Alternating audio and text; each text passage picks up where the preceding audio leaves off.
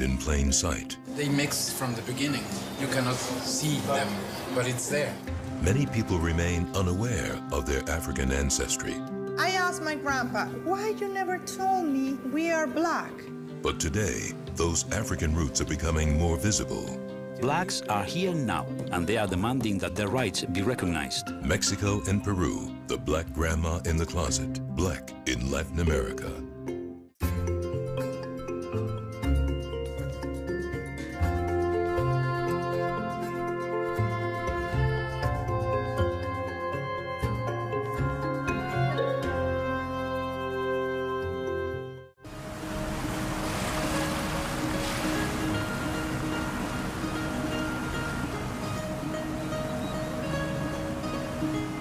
When you think of Mexico, what comes to mind? Endless sunshine, white sandy beaches, the Mayan and Aztec ruins. And Peru? Machu Picchu, the great Inca people, 5,000 varieties of potato. How many of us realize that far more slaves came to Mexico and Peru together than came to the United States in the entire history of the slave trade? I've come here to search for the lost history of black people in Mexico and Peru.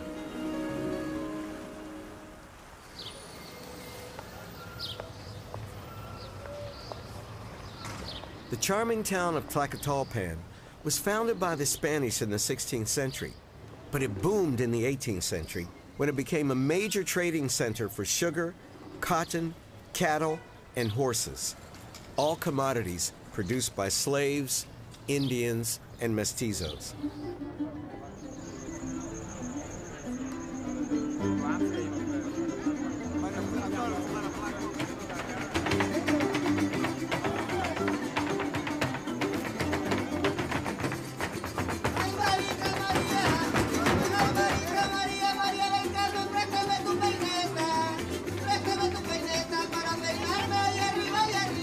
Today, Tlacotalpan is known for its fandangos, music and dance that combines Spanish, indigenous, and African traditions. Fandangos are a fitting metaphor for the African roots of Mexican culture.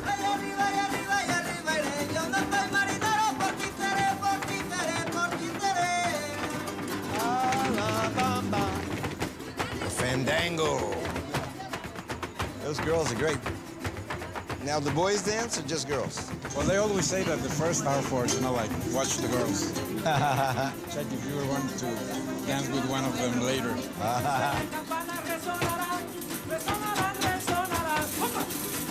Rafael Figueroa, an ethnomusicologist, grew up here. He's an expert on this music, which he's heard since childhood. Fandango, it's really a mix of Hispanic and African mainly. Even though it's Hispanic instruments, but they are played in a really percussive way, and they are played, against each other with the result of a big polyrhythm. Polyrhythm. Polyrhythm. That's African. Yes. I've seen fandangos ending around 6 or 7 a.m. next afternoon. I love this town. What could be more Mexican than La Bamba? I remember singing the chorus along with Richie Valens on the radio. But I didn't know that the song was sung here as early as 1683 by Angolan and Congolese slaves. Like the fancy footwork called zapateo, La Bamba is another example of Mexican culture's complex African origins, now blended into a rich, brown, ethnic mix. Hey, bravo, bravo! But since so many black slaves came to Mexico, why doesn't anyone around here look especially black? They mix from the beginning. That's why you cannot, see them, but it's there. So the blackness is diluted? Yes. A lot of African elements are still present. We are darker than the rest of the Republic. Also, the way of talking, we have a specific accent. Really? Yeah. Can you do it for me? If you say helado, ice cream, here you would you drop the D, so it's helado. Or you drop the final S of some words. But it's really common among the people from African origin. I've noticed some people will say buenos dias instead of buenos dias. And I thought, What's wrong with you?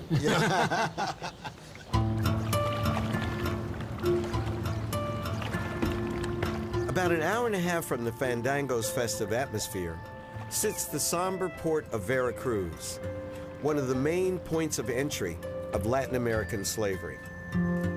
Starting in 1535, virtually all of the commodities arriving in Mexico, including African slaves, were unloaded here. It was called the Key of New Spain, the port of San Juan de Ulúa. Judith Hernandez studies the archaeology of Veracruz, and Sagrario Cruz Carretero is a professor of anthropology at the University of Veracruz. Both are helping me imagine the arrival of hundreds of thousands of slaves through this very port. How long did it take to get to Veracruz from the ports in Africa? Some records mention 2 months. That's a long time to be in a steam bath. Right, and I found 20% of the load died. And in the 16th and early 17th centuries, 1 out of every 2 slaves bound for the Americas disembarked in Mexico. In fact, in the year 1553, Viceroy Luis Velasco asked King Charles of Spain to curtail the trade, fearing an uprising, and with good reason. Until 1650, the number of blacks and mulattoes was roughly equal to the number of white people living here. These are rings to which they tie their ships. They're heavy. The port didn't have a pier or docks. The ships arrived directly here. What would happen when the slaves arrived? They would be checked medically? There were paid surgeons to review the blacks, and the checkup consisted of licking the beard. They lick there? That sounds nasty. Why? The sweat conserved salt, so if it was salty, that meant they had good blood pressure. How much did the slaves cost? From 150 pesos to 400. Oh. Let me compare. Okay. A house costs 400 pesos. Oh, wow. So a slave in a house. That's a lot. It was a luxury.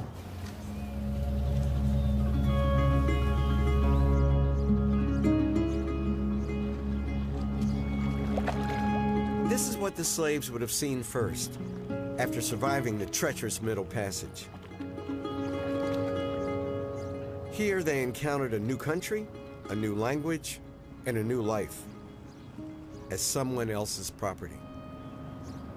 These walls are covered with African blood because they were forced to construct this gorgeous building after the indigenous population decreased because illness.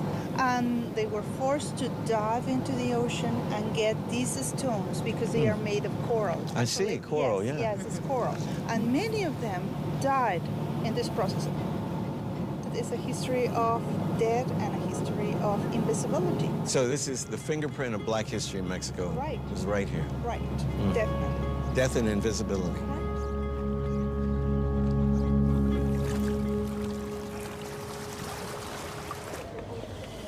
Professor Sagrario Cruz has invited me to lunch, promising me 2 significant clues to help me solve the mystery of Mexico's missing black population. This is my family. Well, I show some pictures to show you. And this is a very old picture, and this is my grandpa with his sons. The banditos. Yes. And this is the wedding of my parents. Oh, look how pretty your mom is. But he's a dark man, and She's light. right. So your family's part black? It's part black, and it's something that was omitted until I was 19 years old. How did you find out that you were part black? Because I traveled to Cuba. And when I arrived there, they started talking about the African heritage and the culture. I suddenly realized my family was black. Because looked like my grandpa, looked like my father. Yeah, no, they definitely look black. And when I started tasting the food, I said, oh my God, it's the food my grandma prepares at home. I recommend you to taste the mogo mogo. That sounds African. Yes, sounds African. And we have the same recipe in Puerto Rico. It's fufu. In Ghana, fufu. Right. Fufu is like having a bowling ball in your belly. It Yes, is like, yes. And in Cuba it's called mofongo. And here we have fried yuca. I love fried yuca. It's like a big French fry. But Right. This was originally prepared by slaves because they needed carbohydrate. yeah, they had to work all day in the sun. Right. This is some good food. How did it make you feel suddenly to discover Weird, you're black? Weird. It was like if you will be this, you will discover that you are adopted.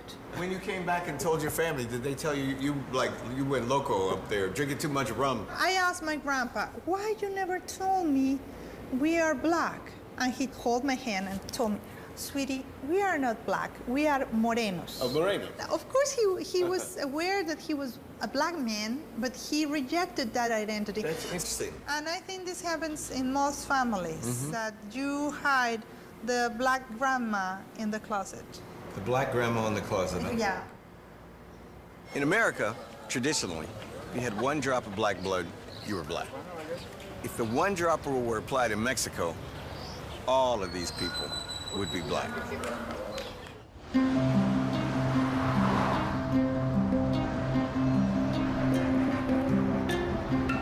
Almost 500 years separate the onset of the slave trade and rumors of black grandmothers in a Mexican family's closet today.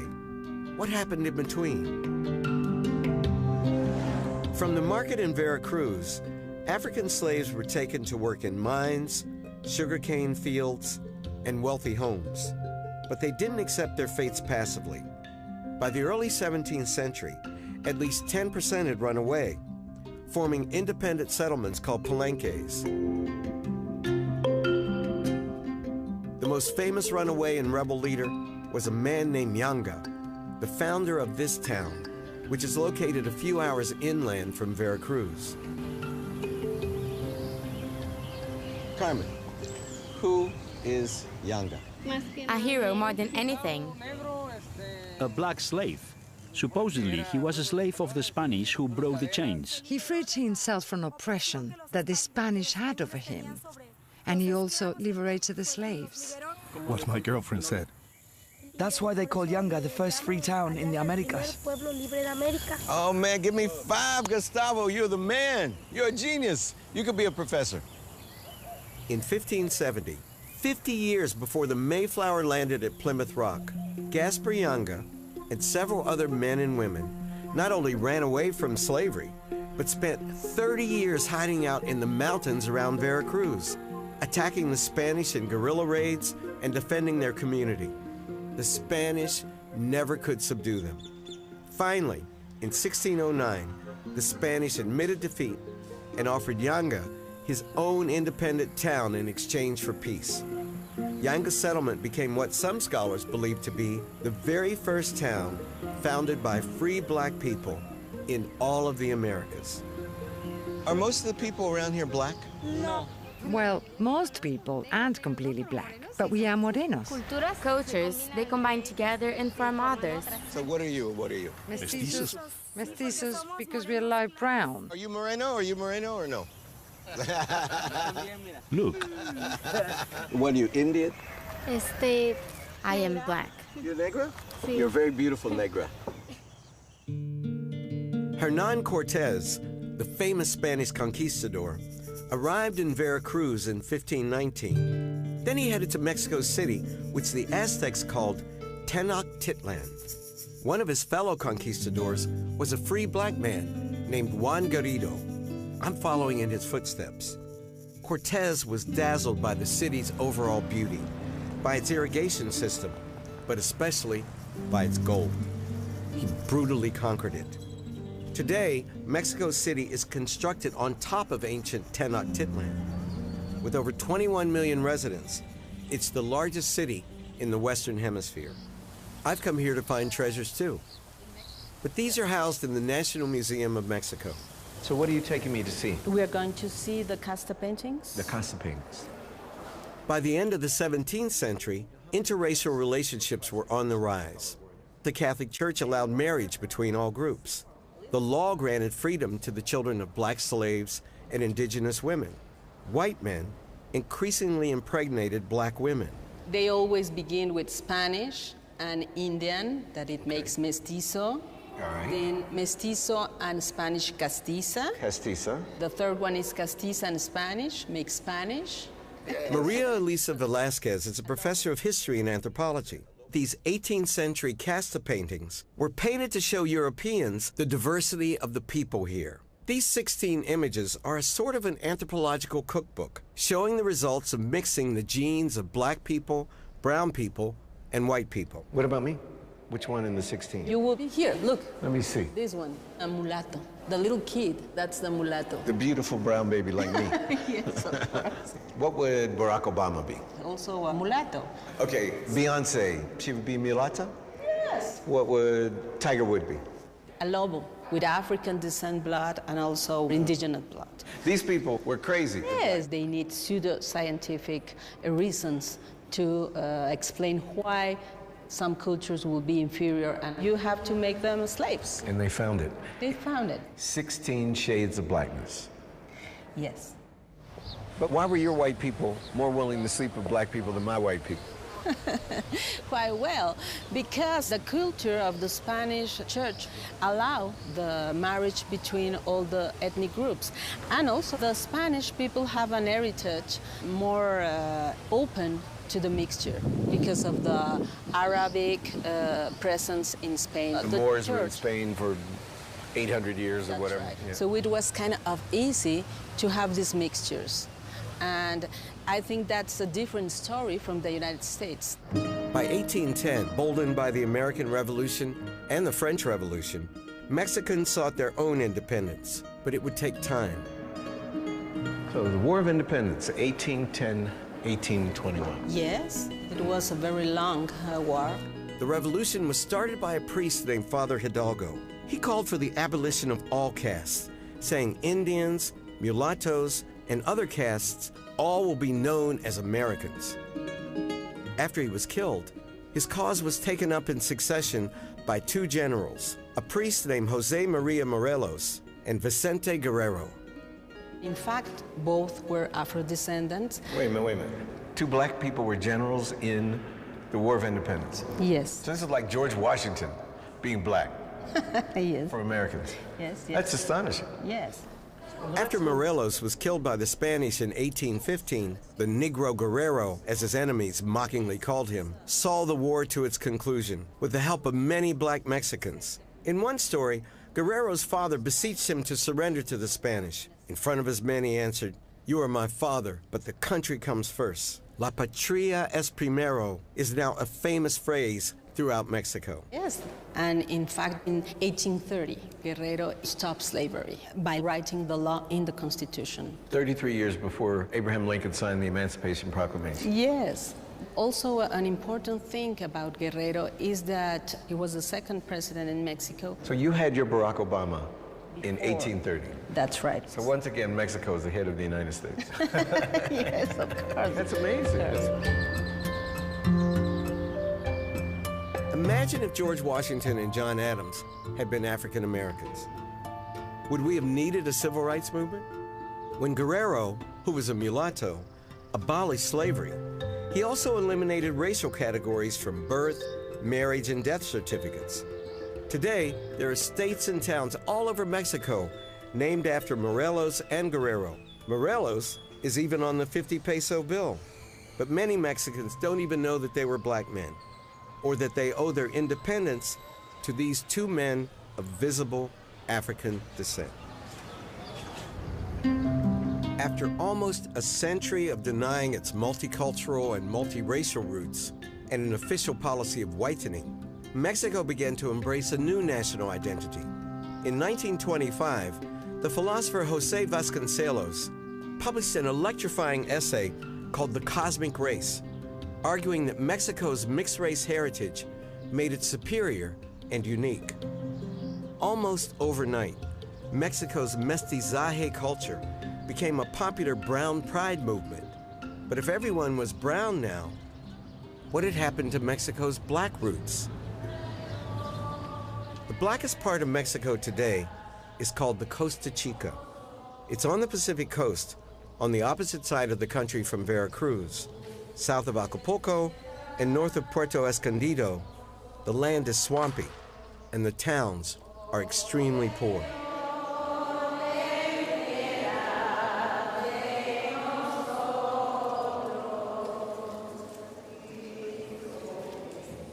The Costa Chica has remained Mexico's blackest region for centuries because it was so isolated. There wasn't even a highway to get here until the 1950s.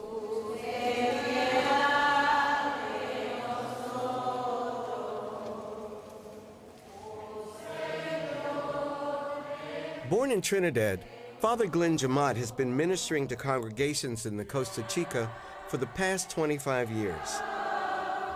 Part of Father Glenn's mission has been to raise black consciousness, even founding an annual conference of black towns. I wanted to learn from him how the Mexicans who can't pass as brown or cosmic relate to their blackness and their heritage of slavery. The first occasion when I said a mass, a grown man came and he said, "Who are you?" And I said, "I am the priest." And for about 10 minutes, he went on, "You're not a priest. You couldn't be a priest. I've never seen a black priest. We black people only work the land. We load trucks and whatever. You can't be the head man." Exactly. And he was really talking about himself.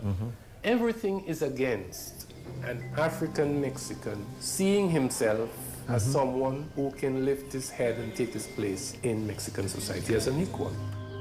A racial controversy in 2005 brought Mexico unwanted international attention.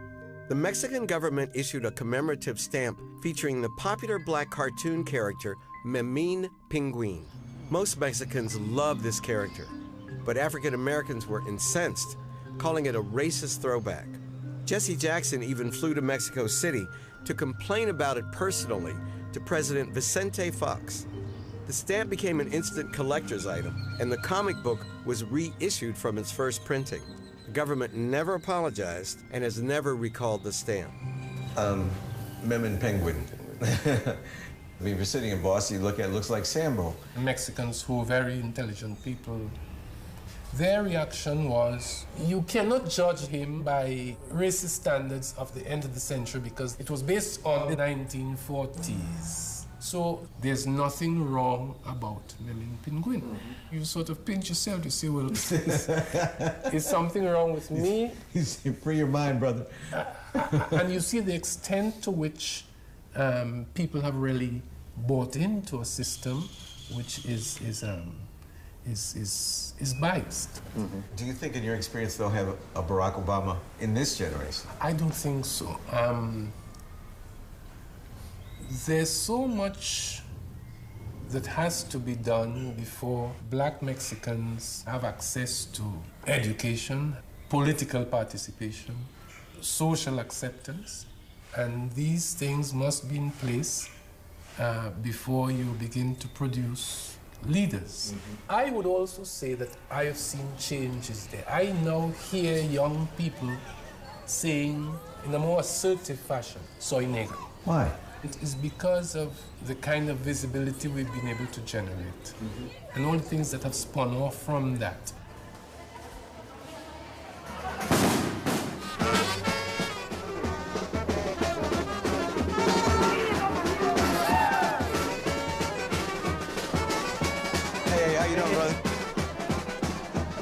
This place looks like Harlem to me. This looks like Africa, Mexico. It does, it's great. But we speak Spanish, but we believe in the resurrected Christ.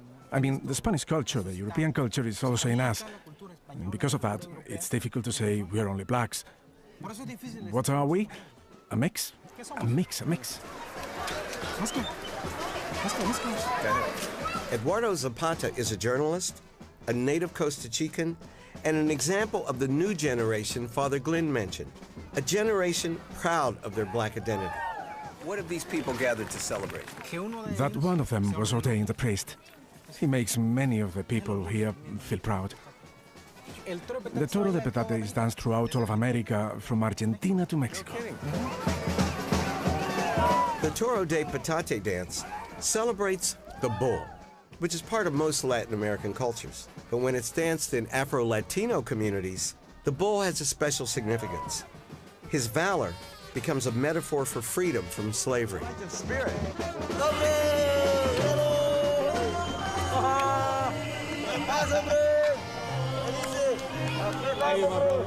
Eduardo, Are you described as a black person, a Negro here in Mexico? Claro. Of course. When you're little, nobody questions it. When you live here, when you go to Mexico City to study, you go to Acapulco, you go to the US, you realize you're different. That you're Mexican, but you have something that's not the same as all Mexicans. You discover that you're black. Do black people suffer discrimination here in Mexico? Yes, we are a racist society. If you're in the cities, they stop you, ask you for your ID card, they make you sing the national anthem. And they could accuse you of coming from Cuba to destabilize things or something like that. It isn't said, but in every Mexican family there is a black person. And do you know what the city folks say? They say he was born black, but we love him anyway. Tell me about Memin Penguin. Do you think it's racist or not? No. No. Okay. No, you go out into the street and ask people and they're not worried. It's just a character. They don't identify with him. He's still just in stories. It's kind of like laughing at yourself if you take it with humor and with sarcasm. Why did Jesse Jackson come here to see Vicente Fox? Jesse Jackson should have worried about all the blacks that go to work there and aren't treated like people.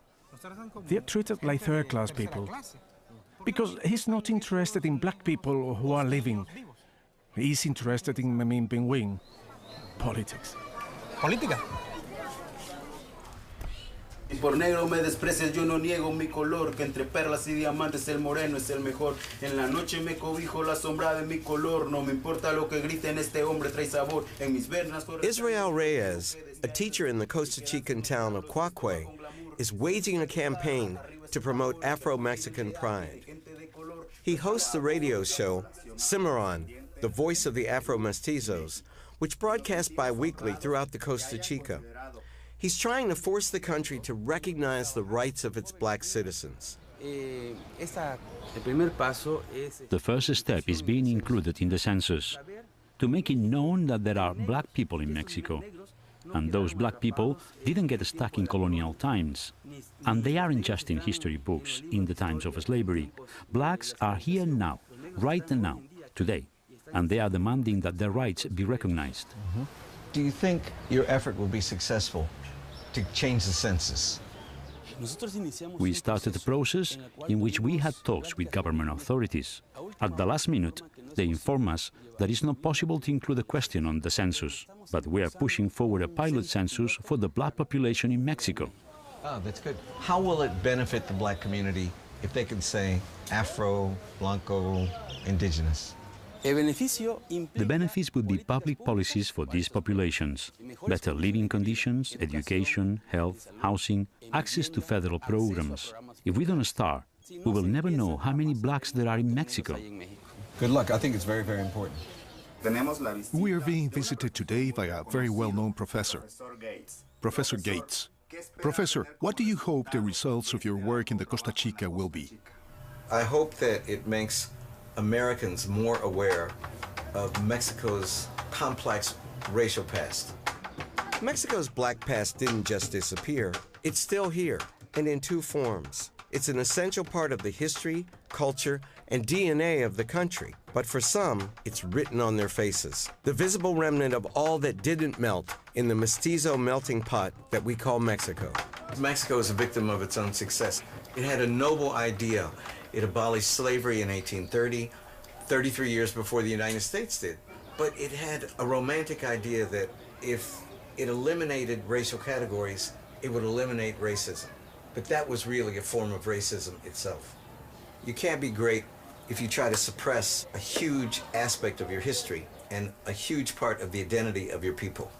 If it looks like a duck, quacks like a duck, it's a duck.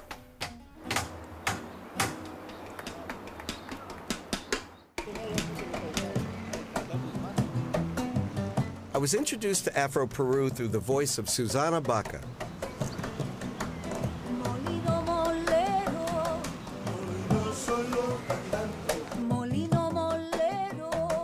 I was searching for a last-minute Christmas present, and I found a CD called The Soul of Black Peru.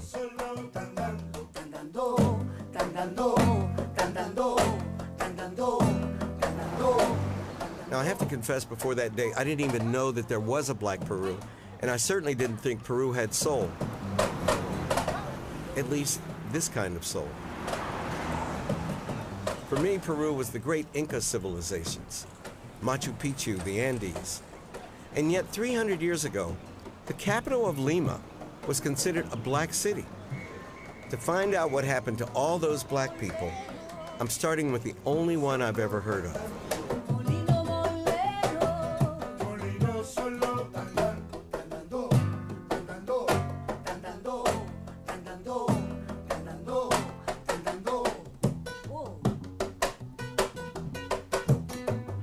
Susana Baca was born and raised in a seaside town outside Lima. Today, she's an international music star, but she's devoted years to researching Afro-Peruvian music traditions. I began with my mother. I asked her to tell me things about her life. After that, I interviewed my aunties, and after that, I traveled through Peru, especially along the coastline where the Afro-Peruvians had settled. I almost reached the border with Ecuador, searching for music, poetry, verses. Susana told me that she didn't even realize that she was black and that this might make her different from her classmates until she was in high school. Terrible. Terrible. It was terrible. Something happened that was very ugly and very sad for me. When they told us in school that the teacher was going to come to choose the girls who danced very well, I thought, well, I'm going to be chosen because I dance. She only chose the white girls. The Indian girls and the black girls did not belong to the dance group. What in your environment gave you the strength to overcome racism like that? Our family gathered on Sundays. I would go to where they were playing music, to the uncles playing guitar, the aunties singing, and there I was in the middle. That was my salvation. Allí está el molino moliendo mi pena, moliendo. Infelizmente. And then happily, when I won the Grammy, a lady said, because of her, the world knows about us. This was so beautiful for me to hear. Allí está el molino.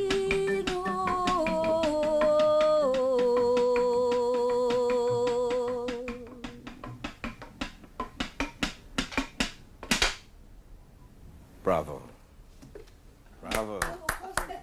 The world knows about Susana Baca, but like me, it probably doesn't know very much about the estimated 2 million other Afro-Peruvians who live here. I want to find out who they are, where they come from, how they've contributed to this country, and how they're treated. How is their history different than that of Afro-Mexicans? My guide is Carlos Aguirre, a native of Peru and a professor of history and Latin American studies at the University of Oregon.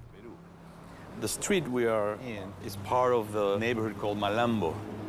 Malambo was the name given to the slave market, where slaves were brought after they arrived in Callao, the port west of Lima. The Spanish conquistador Francisco Pizarro brought the first slaves to Peru in 1527.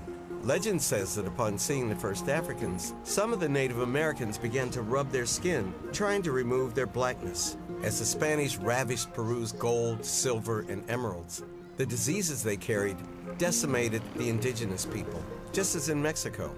To replace them, first on sugar plantations and then in the silver mines, the Spanish imported at least 100,000 African slaves. And within 100 years, Peru became the richest region in the New World. At its height, how black was Lima? Between 30 and 40% black. And many people considered Lima a black city because, you know, they were surrendered by blacks wherever they went. Surrounded by blacks, yeah. Black people were especially conspicuous in the city of Lima, where they were day slaves, skilled craftsmen who contracted their own jobs and gave a portion of their income to their masters. With the surplus, they could buy things, including, over time, their own freedom. They were water carriers, they were street vendors, they were domestic servants, they also became artisans. One of the largest religious processions in all of Latin America was inspired by the artistry of an unnamed Angolan slave. Painted in the 17th century, this image of Christ is called El Señor de los Milagros, the Lord of the Miracles. Oh my God, it's beautiful. Yeah, look at that lit up. There was an earthquake in the 17th century. The whole area was destroyed except the wall where the Christ was painted. This was attributed to a miracle. I think it's a miracle. It is I think it's a miracle that the brother painted it in the first place. And in fact, it survived not one, but several earthquakes. And so they started worshiping this image, and it became a cult, mostly among the Afro-Peruvian population, but then gradually it expanded. And then today, during the month of October, they take a copy onto a procession followed by hundreds of thousands of people. Hundreds of thousands, huh? So that's it, painted by a slave from Angola. It's pretty amazing. Pretty amazing.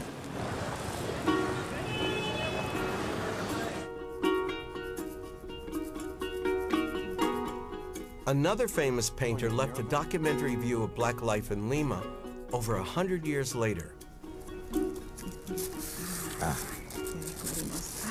Ooh, look at that. How beautiful. Look. I am so nervous. It's the first time. It's very exciting. It's your first time seeing the original. It's the first time I've held an original painting by Pancho Fierro. Pancho Fierro, a free black man, painted images known to every Peruvian schoolchild. Oh, look at that. That is cool. Maribel Era Lucia is showing me his rare original paintings. He has left us the most important images of the 19th century. He shows us a society in a way that we could probably not see in documents. What's this? This is a funeral. The deceased, a man. This is the widow. She's crying. Were the pallbearers black then? It is a custom in Peru. It is highly criticized nowadays, but it continues to be the right thing to do. Since slavery? Up to today. Pallbearers have been black. Oh my. This is like a picnic. It is very beautiful, isn't it? This is a typical dessert, and it is in the hands of Afro women. They were both slaves? You cannot tell the slaves from those who were not slaves, because they all took part in the same customs. They wore nearly the same clothes. Well, what do we have here? Oh, wow, look at that. Exuberant. And three races, Indian, black, white. This scene is fantastic. It shows us three women, but the one that takes center stage is the Afro woman. He was an anthropologist. Oh, yeah. In effect, huh? He was in the street all the time. He painted as he looked at what was going on around him. Have these pictures changed the way you understand colonial society in Peru?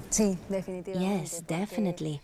Because when we think about slaves, we always think about plantation slaves, chained at their feet, constantly beaten up. But Pancho Fierro gives us a lot to regain the past. Slavery in Lima was more relaxed, more flexible. I think Pancho Fierro wanted to show us the happiness that the Afro population could have. 25% of the slaves in Peru lived in Lima during the colonial period and would have had this more relaxed experience of slavery.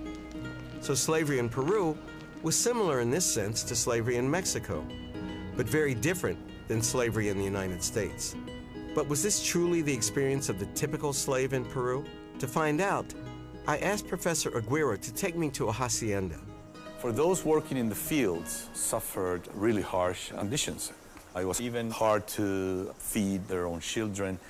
Their best shot at being free was to run away. From the 16th through the 20th centuries, haciendas dotted the coast. The Hacienda San Jose is 2 hours south of Lima. It probably housed about 800 slaves, hundreds more than the average hacienda. Though more than 300 years old and damaged by a recent earthquake, a lot of evidence still survives of the harshness of plantation slavery.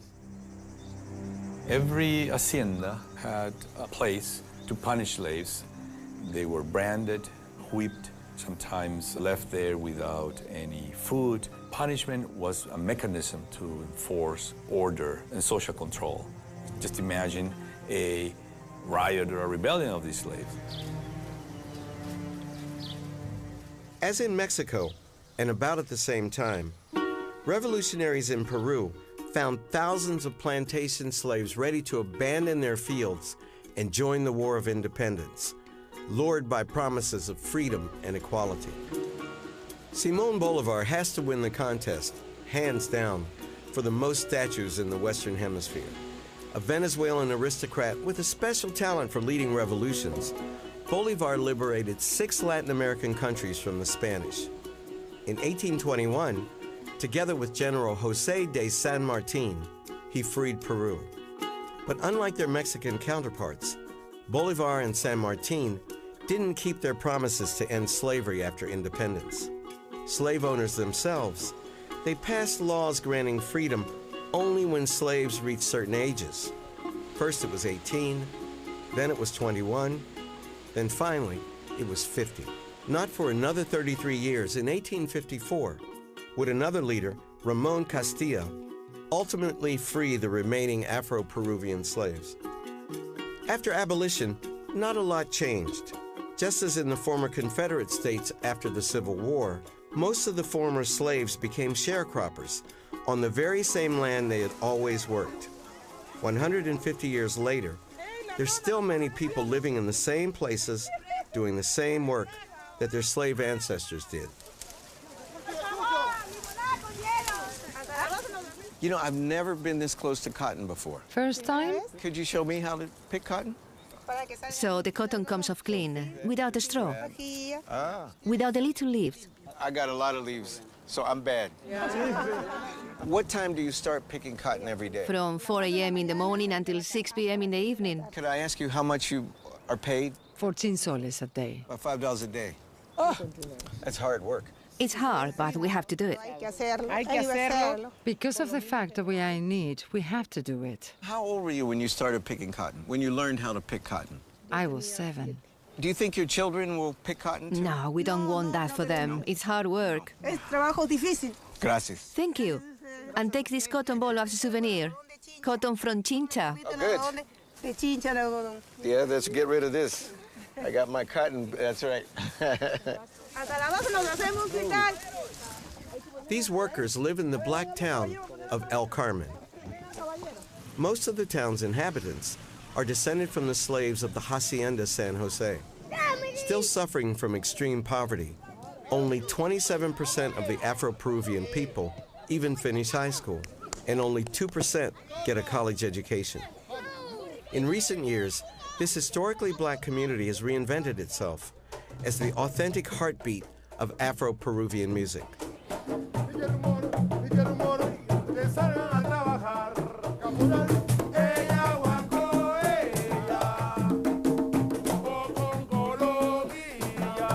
The Balambrosios are like the Jackson 5 of Afro-Peruvian music.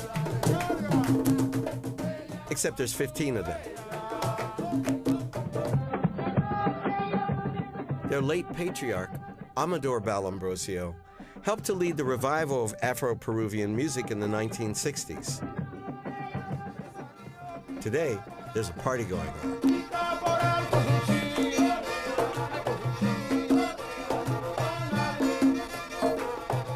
Why is it important to you to preserve the traditions of the Afro-Peruvian community, especially today in the world of hip-hop and reggae? We have an ancestral heritage of African music that goes back 350 years. We are a family with roots, and we still preserve the black presence. The day we play another type of music, that we're featured on giant posters and we look really good, that will be the day that we're making black culture disappear in this place. Haciendo que la cultura negra desaparezca en este lugar.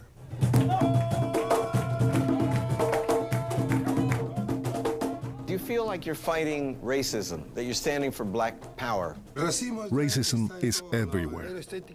The blacks are labeled as being those who work in the doorways of hotels or in a restaurant, or This black guy dances really well. That's all he's good for. He's not very intelligent. I think that music gives you the strength to fight for what you're saying. Luchador desde lo que te toca decir.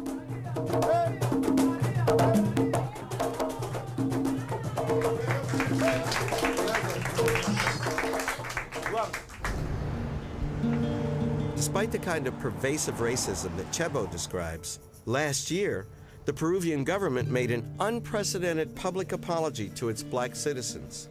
We extend an historical apology to Afro-Peruvian people for the abuse, exclusion, and discrimination perpetrated against them since the colonial era until the present. While the government statement doesn't mention slavery explicitly, Peru is the only Latin American country to have apologized to its black citizens for historic racial discrimination, starting in the colonial period, which is when slavery started. I wonder how black activist groups feel about this unprecedented act. It's not enough to say sorry, no? We need to translate it in public policies to Afro-Peruvian people. I believe that Peru could be the most racist country in Latin America. Monica Carrillo runs Lundu, the Center for Afro-Peruvian Studies and Advancement. Lundu campaigns against the kind of racism that black people here encounter every day. There is a character, the name is Negro Mama. Mama in Peruvian, it's not mama, it's not mother, it's mama, it's like stupid. No. So the name of the character is Negro Mama. And he paints his face. He's white? He's white. For example... That's, oh my God, that's La Negro Mama? Yes. Oh. So he's playing a stupid black man. Yeah. And he used black gloves like monkey. And he walk like monkey too. It's terrible. This is Negro Mama, no? And all the time he's stealing or he's trying to rape women. This is like minstrel shows. Yeah. I can't believe it. It's disgusting. It's disgusting, but Lundu organized protests against Negro Mama 2 months ago, and it was removed from the air, but he back 1 week ago. It came back? He came back. Why did it come back? Yeah, because they say that we are attacking the free speech. They accuse you of censorship. Yes, but now we are trying to organize an international campaign with institutions in the United States, of course. You can sign me up. Yes, it was the first time in the Peruvian history that a racial discussion was so big and about Afro-descendant people too. But at the same time, people spit on my face. They did? Yes. No, there are people try to, ¿cómo se dice? Run over? Yeah, run over. Yeah. These kind of situations you can feel in Peru. You can feel every day, but in this context, maybe we are living a more dramatical problem. I've seen some racist things on television in my lifetime. Alfalfa and buckwheat from our gang. Amos and Andrew, of course, at the top of the heap, but I have never seen anything as racist as La Negra Mama, shown each week in prime time here in Peru. Black Peruvians themselves are criticizing racist stereotypes in popular culture. Yet back in Mexico, that kind of criticism still comes largely from outsiders. Cheche, yesterday I saw La Negra Mama for the first time. Do you think it's important to get it off the air? I think that in a free country, the fight is not whether you're against it or not, because if they get it off the air, they are going to give it more importance. But if people don't pay attention to it, don't give it value, then gradually it is going to start disappearing. Cheche Campos and I have traveled similar paths, albeit in different countries.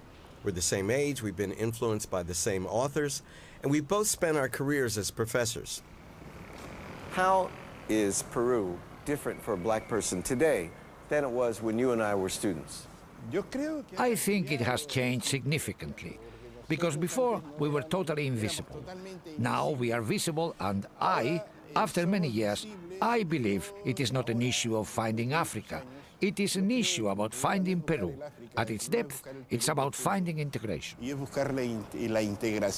future of blacks is multiculturalism in Peru. That's right. I believe that the black organizations have to worry more about other aspects than waste energy on the fight against discrimination and racism. The fight for development and culture is a bigger fight. that in the long run brings better results. I understand. Obama would not have been able to take on the presidency if he hadn't been above the issue of color, because if you are obsessed with color, you are the president of the black people. I wonder if Cheche is right. Mexico and Peru, and of course the United States, are so much richer for their multicultural heritage. And without a doubt, the entire world is headed towards even more heterogeneity. But without acknowledging where each of us has come from, what's the foundation upon which a multicultural society rests? In both Mexico and Peru, black history and culture have been traditionally undervalued, and black people continue to be discriminated against, denied equal access to the societies that their ancestors did so much to create.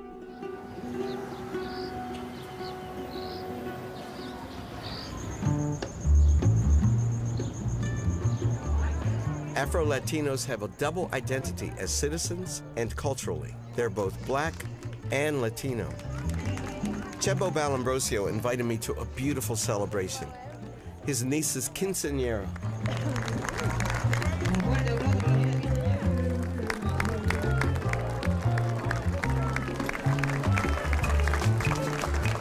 This is the traditional rite of passage for 15-year-olds all throughout Latin America. Just marvelous to see it done in a black community here in Peru, so aware of the kitschiness of these rituals and self-conscious about it and playing with it. It's so multicultural. Music from Italy, music from Mexico, salsa music, and music from, of course, Afro-Peru. After her father slips on her first high-heeled shoes, she'll dance all night with family and friends. The marvelous way in which her community has modified the quinceañera reflects how her ancestors have shaped this country. My only hope is that she'll continue to wear her double heritage proudly, that of a Peruvian who also happens to be black.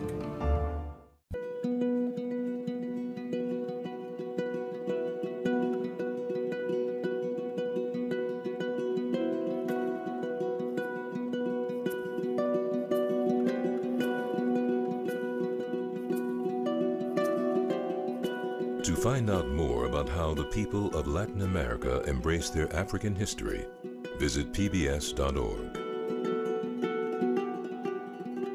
To order Black in Latin America on DVD for $29.99 or to pre-order the companion book for $26.95, call 1-800-336-1917 or write to the address on your screen.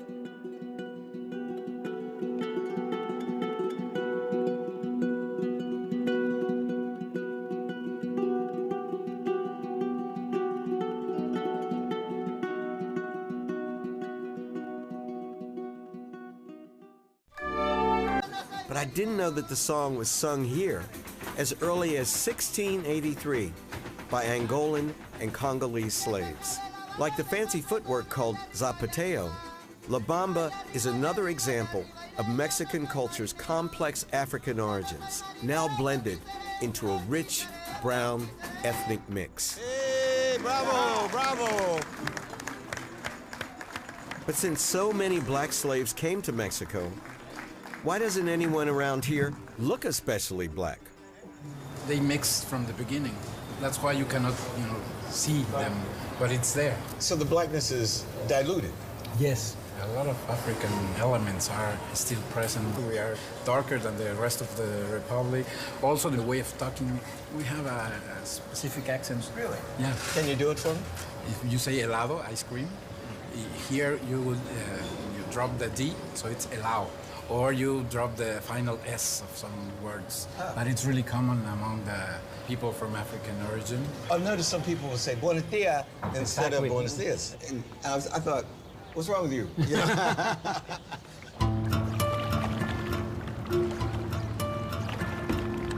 About an hour and a half from the Fandango's festive atmosphere sits the somber port of Veracruz, one of the main points of entry of Latin American slavery.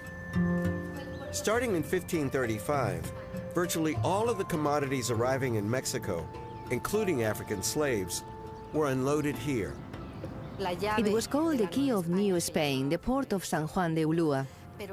Judith Hernandez studies the archaeology of Veracruz, and Sagrario Cruz Carretero is a professor of anthropology at the University of Veracruz. Both are helping me imagine. Hide in plain sight. They mix from the beginning. You cannot see them, but it's there. Many people remain unaware of their African ancestry. I asked my grandpa, why you never told me we are black? But today, those African roots are becoming more visible. Blacks are here now, and they are demanding that their rights be recognized. Mexico and Peru, the black grandma in the closet, black in Latin America.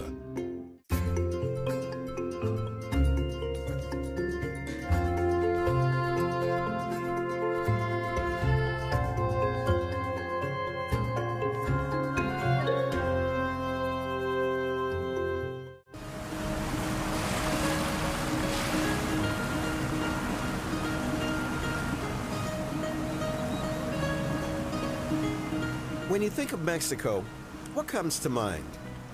Endless sunshine, white sandy beaches, the Mayan and Aztec ruins. And Peru? Machu Picchu, the great Inca people, 5,000 varieties of potato. How many of us realize that far more slaves came to Mexico and Peru together than came to the United States in the entire history of the slave trade? I've come here to search for the lost history of black people in Mexico and Peru.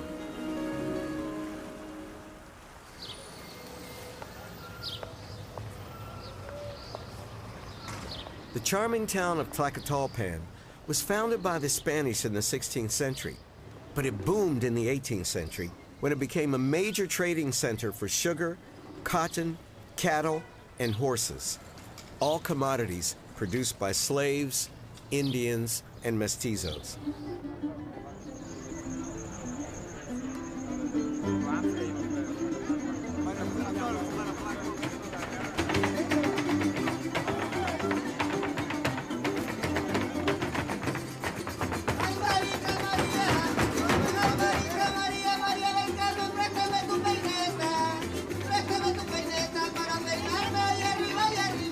Today, Tlacotalpan is known for its fandangos, music and dance that combine Spanish, indigenous, and African traditions.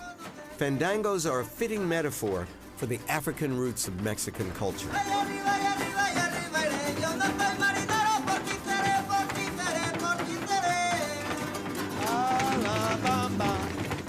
The fandango. Those girls are great. Now, the boys dance or just girls? Well, they always say that the first hour for, watch the girls. Check if you want to dance with one of them later.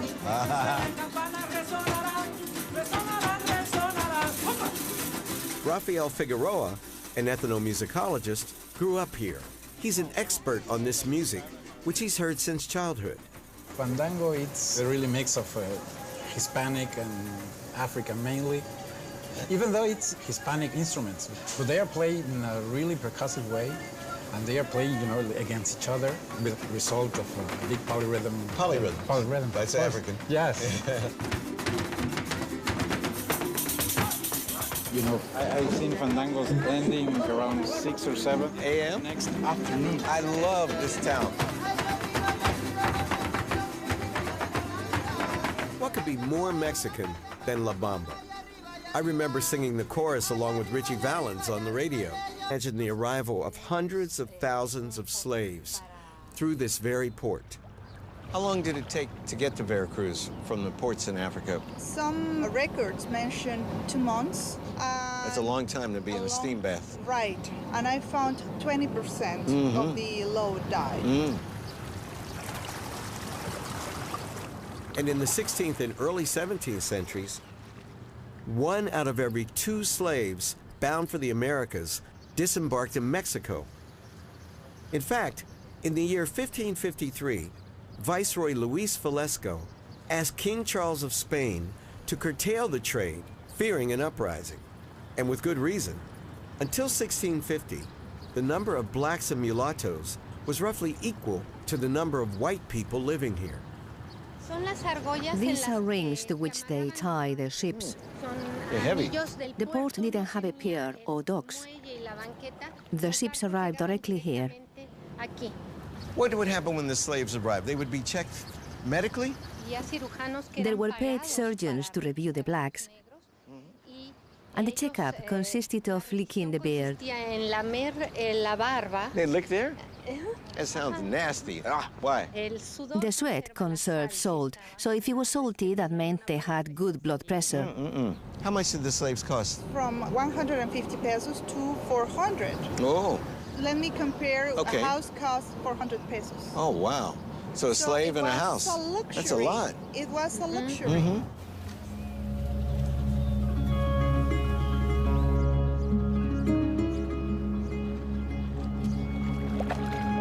This is what the slaves would have seen first, after surviving the treacherous Middle Passage. Here they encountered a new country, a new language, and a new life as someone else's property. These walls are covered with African blood because they were forced to construct this gorgeous building after the indigenous population decreased because illness. And they were forced to dive into the ocean and get these stones because they are made of coral. I see, coral, yes, yeah. Yes, it's coral. And many of them died in this process. It's a history of death and a history of invisibility. So this is the fingerprint of Black history in Mexico. Right. It was right here. Right, definitely. Death and invisibility.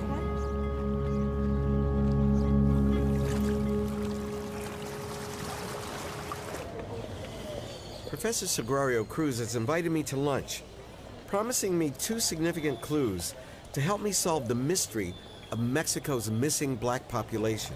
This is my family. Well, I chose some pictures to show you.